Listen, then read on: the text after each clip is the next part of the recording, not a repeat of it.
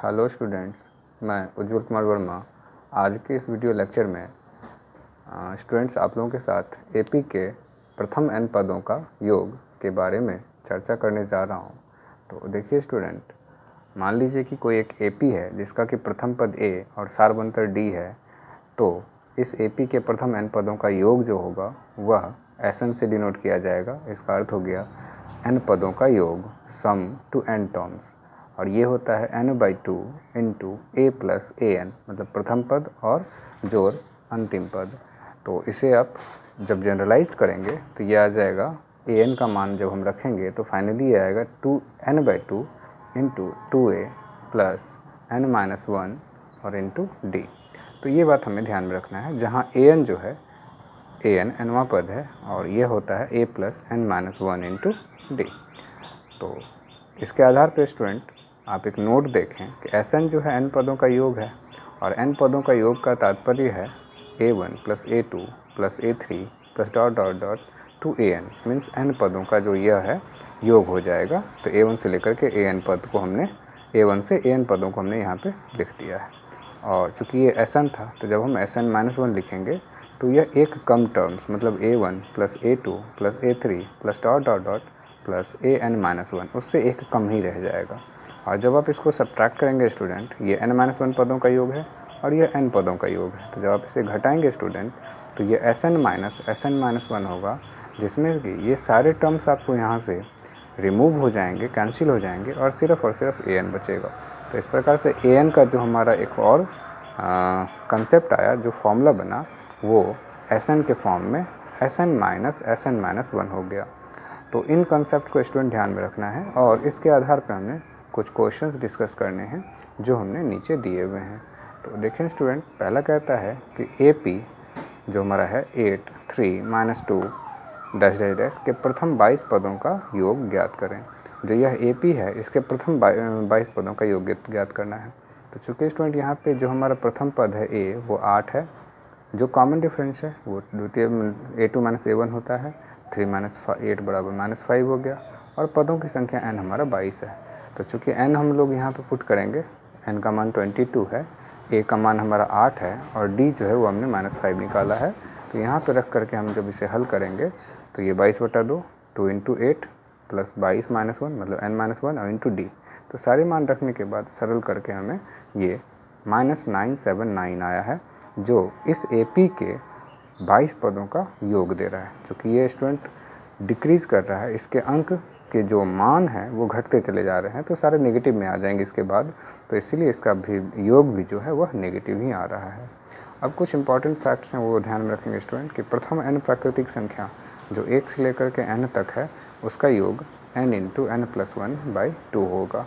यदि आप यहाँ पे 100 प्रथम 100 प्राकृतिक संख्याओं का योग रखेंगे तो वो 100 इंटू 100 जो 1/2। तो जब आप इसे काटेंगे तो ये आपको मल्टीप्लाई होकर के 50-50 आ जाएगा। अगला देखें, सेकंड है 1 + 3 + 5। ये हमारा रेगुलर था और ये विषम संख्याएं हैं, तो हम इसे कहते हैं प्रथम n विषम प्राकृतिक संख्याओं का योग, जो हमें n² के बराबर होता है। तो ये आप ध्यान में रखें स्टूडेंट, तो शॉर्टली आप बहुत सारे प्रश्नों के जवाब दे पाएंगे।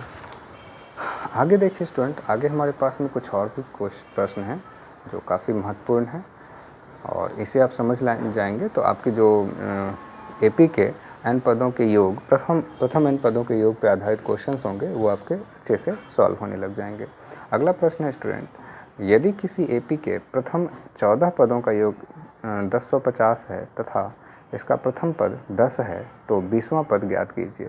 तो यहाँ क्या दिया हुआ स्टूडेंट कि 14 पदों का योग, मतलब S14 दिया हुआ है और n हमारा चूँकि 14 है और a जो प्रथम पद है वो 10 है, तो हमें 20वां पद निकालना है। तो हमने सूत्र लगाया Sn बराबर n/2 into 2a plus n-1 into d, जो हमने पीछे डिस्कस किया था। तो Sn का मान 1050 रखा, n हमारा 14 था, a हमारा 10 दिया हुआ है, और d n हमारा 14 है और हमने यहाँ से कैलकुलेट करके d निकालना है।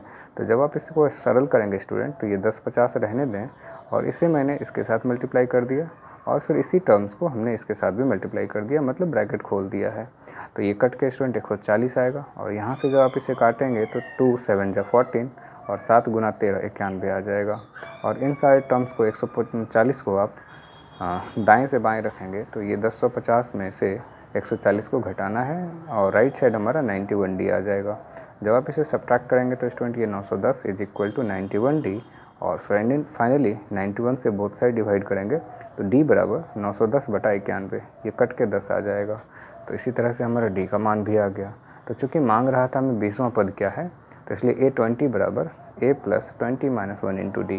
तो A हमें हमारा 10 दिया हुआ है और D भी हमने 10 निकाला है, तो इसको यहाँ पे सारे मान रख के सरल किया तो ये 200 आ गया। तो दिए गए AP का जो 20वां पद होगा वो हमारा 200 होगा। इसी प्रकार से स्टूडेंट ये देखें, अगला प्रश्न है कि AP जो है आपका 24, 21, यहाँ भी घटते क्रम में टर्म्स दिए गए हैं। 24, 21, 18 डैश डैश डैश के कितने पद के लिए जाएं ताकि उनका योग 78 हो। मतलब इसमें आप इस तरह से चलते जाएं और कितने दूर तक जाएं, कितने पदों तक जाएं कि उनका योग जो है 78 होगा। तो अब देखिए स्टूडेंट AP हमारा 24, 21, 18 है और चूँकि पदों का योग 78 दिया हुआ है तो n हमें मालूम नहीं है, n हमें यहाँ निकालना है। तो जो दिया हुआ है आंकड़ा है उसके आधार पे A बराबर 24, D जो है second term minus first term करेंगे तो वो हमारा 21 माइनस 24 बराबर -3। और चूँकि SN दिया हो, SN का फॉर्मूला होता है n/2 into 2A plus n minus 1 into D. और जब इसे हम सरल करेंगे तो SN हमारा 478 है, n हमें निकालना है n/2 इंटू 2 इंटू A का मान 24 plus n minus 1 into D -3। और फिर इसे हमने पूरा कम्प्लीटली हल किया है तो ये n/2 और 24 दूना 48 और ये आ जाएगा फिर -3n और +3। फाइनल देखिए 78 इज इक्वल टू n/2, 48 और 3 को आप ऐड करेंगे तो ये 51 आ जाएगा और ये -3n आ गया। अब यहाँ से देखें स्टूडेंट कि हमने इसको क्रॉस कर दिया है, क्रॉस मल्टीप्लाई करेंगे तो 78 इंटू 2 156 बराबर, आप इस ब्रैकेट को खोल दें तो 51n -3n स्क्वायर हो जाएगा। और फिर हमने इन सारे टर्म्स को दाएं से बाएं शिफ्ट किया है और ये एक इक्वेशन बन गया n के रूप में द्विघात है। तो चूँकि यहाँ से स्टूडेंट आपको 3 कॉमन होकर के ये सिंपल हो जाएगा, n स्क्वायर -17n प्लस 52 बराबर 0। और फिर आप जब इसको फैक्टराइज करेंगे तो स्टूडेंट ये आ जाएंगे n-4 into n-13 is equal to ये आ जाएगा 0। ठीक है, तो n का मान यहाँ से हमारा 4 या 13 आएगा। तो इसलिए पदों की संख्या क्या होगी स्टूडेंट इस प्रश्न में, वो या तो 4 होंगे या 13 होंगे। मतलब इसके प्रथम 4 पद को जोड़ेंगे तो 78 आएगा, या फिर आप इसको 13 पद तक लिखते चले जाएं तो भी उसका योग जो है वो हमारा 78 ही आएगा।